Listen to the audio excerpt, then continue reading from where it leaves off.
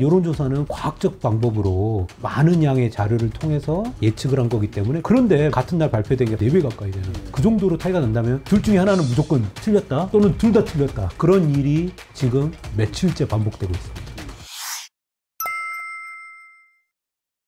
저는 사실 여론조사 기관이 발표하는 것 중에 표본 오차라는 개념이 있습니다. 그런데 만약에 같은 날 발표된 게 3.1% 정도가 아니라 10%라면은 그 여론조사가 보증하는 오차의 3배 또는 4배 그 정도로 차이가 난다면 둘 중에 하나는 무조건 틀렸다 또는 둘 다 틀렸다. 근데 한 가지 확실하게 말할 수 있는 건 둘 다 맞을 수는 없다. 근데 그런 일이 지금 며칠째 반복되고 있습니다. 특히 윤석열, 이재명 후보 간의 지지율 격차가 조사 기관에 따라 이례적으로 커요. 사실 근데 이런 현상이 그러면 아주 컸느냐? 예전에도 그렇게 됐느냐? 저는 그렇게 생각하지는 않습니다. 3%, 5%, 그러니까 좀 아주 크다고 생각했던 게 한 5% 이 정도의 차이였지, 같은 시점에 조사했는데 10% 정도 차이가 나는 거는 저는 굉장히 이례적이다. 그래서 이번에 여론조사 기관들의 그런 결과에 대해서는 여론조사 기관들의 철저한, 어떻게 보면 자기 평가가 있어야 될 것이다. 선택 문항도 거의 똑같아요. 후보가 10명, 12명일 때는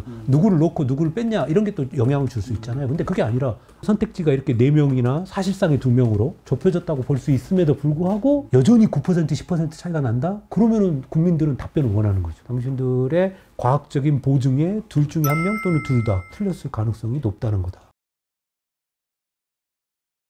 쉽게 설명을 드리자면 ARS 조사는 왜 기계음으로 들려오는 그런 조사입니다.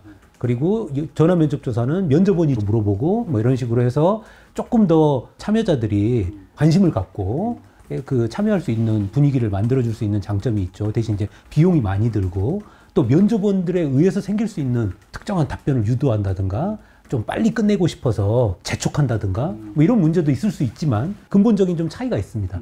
근데 딱 하나 알려진 거는 ARS가 전화 면접보다 응답률이 낮다. 그러니까 사람들은 기계음을 별로 좋아하지 않는다. 이제 그게 이제 중요한 힌트가 될 수 있는데요. 내가 이 후보에 대한 지지를 꼭 여기다가 등록하고 싶다. 지지율이 좀 높게 나왔으면 좋겠다라든지 선호의 강도, 즉 내가 어떤 특정 후보를 지지하지만 그냥 미온적으로 지지하는 경우와 내가 이 특정 후보를 열심히 열성적으로 지지하는 거, 그 두 개의 차이에서 ARS의 답변이 차이가 벌어질 수 있다.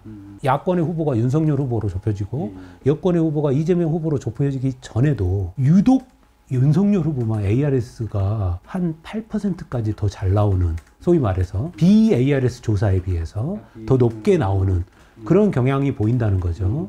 윤석열 후보의 8%, 9% 같은 경우는 굉장히 이례적이다. 윤석열 후보층과 이재명 후보층 지지층의 열성이 그 정도로 차이가 날까? ARS라는 게 모든 걸 설명하지 않는다. ARS 안에 들어가 있는 다른 요인들까지도 봐야 된다. ARS 조사를 주로 하는 업체들의 성격, 업체들의 조사 방법. 최근에는 또 무작위 번호 추출, 이렇게. 그렇죠. 무작위 번호 추출이어서 그냥 자동응답 전화니까 여러 가지로 랜덤하게 시도하는 거죠. 그러다 보면 이제 없는 번호가 많고 안 받는 번호도 많고 뭐 이렇게 실패하는 확률이 굉장히 높긴 하지만 비용이 저렴하니까 트라이 볼 수가 있는 거죠. 소위 말해서 이제 우리가 할당 채우기라는 은어로 내일까지 1000명을 채워야 된다고 했을 때 잘 나오는 번호 몇 개를 이렇게 가지고 있을 가능성, 비상용으로 가지고 있지 않겠느냐. 다시 주목받고 있는 게 조사 시간인데, 대선 레이스가 본격화되면 많은 분들이 이제 마음을 굳히기 시작하시잖아요. 그렇기 때문에 조사 시간과 같은 그런 미묘한 선택들이 큰 영향을 발휘할 수 있는 거죠. 예를 들면 아침 9시부터 오후 5시까지만 조사하는 것과 아침 9시부터 밤 10시까지 조사하는 것과의 차이가, 직장인들은 직장에서 전화를 아예 못 받는 경우도 많고 전화기를 꺼두는 경우 직업도 있고, 그렇지만 6시 이후에는 전화를 그때만 받을 수 있는 분들, 그런 분들이라면 6시까지 조사를 한다면 그런 분들은 표본에서 아예 배제되는 거거든요. 그럼 그런 분들이 표본에 포함될 확률이 0이 돼버리면 그러면 이제 문제가 될 수 있으니까 결국은 조사 시간을 밤 늦게까지 늘려서 조사하는 것과 그렇지 않은 것의 차이가 존재할 수 있는 거죠.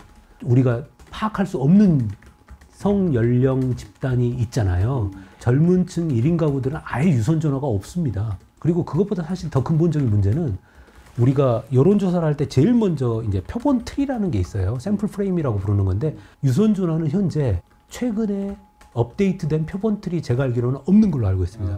집 전화는 가구잖아요. 그러면 전화를 걸어서 그냥 받으시는 분이 할당이 되는 거예요. 그렇죠. 예. 그럼 생각해 보시면 시골에 있는 할아버지 할머니들은 무선 전화가 오면 이게 요금이 나올지도 모른다는 생각에 안 받으실 수도 있고, 보이스피싱이라고 모르는 번호면 그냥 이렇게 끊어버리시는 공포스러운 분도 있는데, 유선 전화로 전화해만 받으시는 분도 계십니다. 그게 이제 근본적으로 한계가 있는 거기도 하죠. 우리나라는 여론조사의 정확성이 선진국 어떤 경우에도 비교해도 제가 볼 때는 상당히 높은 편이다. 예를 들면 지난 국회의원 총선에서 여론조사를 이용한 예측조사가 상당히 정확하게 나왔습니다. 근데 이제 그 이유 중에 하나는 저는 첫 번째 우리나라 국회의원 선거법에서 여론조사 심의위원회가 생겼고, 여론조사 심의위원회 여론조사를 사전 등록하게 하는 것만으로도 조사기관들이 의뢰기관의 부당한 요구라든지 또는 조사기관 스스로도 상당히 투명하게 공개한다는 마음가짐이 여론조사 기관들의 여론조사 방식에 저는 큰 영향을 줬을 거라고 생각을 하고요.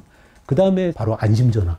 안심전화를 쓸 수 있게 됐다는 거는 우리나라가 거의 세계에서 유일하게 휴대전화를 이용해서 할당 표집이 가능한 그런 여론조사를 할 수 있다는 겁니다. 휴대전화의 좋은 점은 그겁니다. 이용자 정보가 정확한 거예요. 그러니까 예를 들면 20대 강원도 여성 그러면 안심번호로는 정확하게 그 번호가 20대 강원도 여성이라는 거를 우리가 거의 확실하게 알 수 있어요. 근데 이제 우리나라의 특성이라고 저는 생각해요. 일단 5천만으로 사이즈가 크지 않고 거의 모든 국민의 정보를 다 가지고 있어서 이거를 우리가 전자민주주의와 같은 방식으로 활용하는 좋은 애다. 그걸 이용해서 우리가 좀 더 정확한 여론을 측정할 수 있게끔 공공성이 높은 차원으로 제공하는 거잖아요. 전자민주주의와 같은 방식으로 활용하는 좋은 애다. 그래서 이제 제가 여러분들한테 일반적으로 말씀드리는 게 그 조사의 절대값을 보지 말고 추세를 보라. 이 ARS와 전화 면접이든 모든 조사가 절대값에서는 계속 차이가 나는데요. 추세에서는 차이가 없습니다.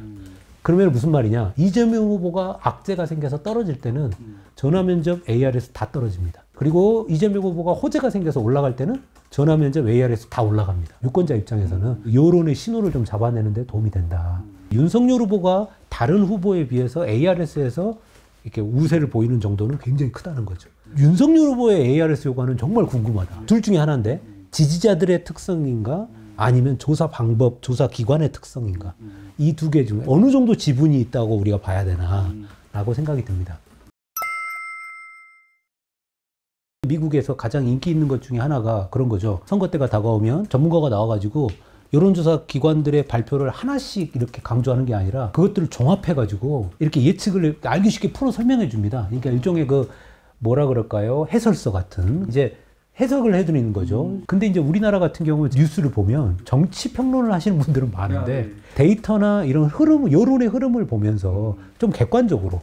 근데 이제 나오시는 패널들이 보수 진보로 딱 나눠져 있기 때문에 그분들이 하는 코멘트가 전혀 객관성이나 신뢰성이 없어요. 근데 이제 미국 같은 경우는 그런 신뢰성을 담보로 해서 코멘트를 하시는 분들이라는 거죠. 근데 그런 분들이 유권자들한테 주는 긍정적인 효과는 얼마나 크겠습니까? 이번 선거의 가장 큰 특징은 최근 역대 대통령 선거를 통틀어서 두 수권정당의 후보가 비호감도가 높다는 점. 그러면 이런 선거에서 가장 중요한 특징 중에 하나는 선거 막판까지 표심의 이동이 예측이 굉장히 어렵다. 그 말은 곧 여론조사가 민심을 제대로 반영하지 못할 가능성이 어느 때보다도 높다라는 생각이 들어요. 그러면은 우리도 이번 선거에서는 아주 작은 스캔들이나 아주 작은 사건들이 비호감의 울타리를 낮춰주는 효과가 생긴다면 선거 막판에 굉장히 역동적인 표의 이동도 가능한 그런 선거다라고 말씀을 드리겠고, 마지막으로는 제3지대에 있는 후보들한테는 이번 기회가 가장 좋은 기회가 아니겠는가. 당선 가능성은 여전히 어렵지만 올라갈 수 있는 표의 확장성이 어느 때보다는 큰 선거다 라는 생각은 듭니다. 그래서 마지막까지 선거 결과가 예측이, 물론 표 차이가 굉장히 크게 여론조사에서 나온다면 뭐 그렇지 않겠지만, 표 차이가 만약에 크게 벌어지지 않는다면 예측이 어려운 그런 선거가 될 것 같다라고 생각합니다.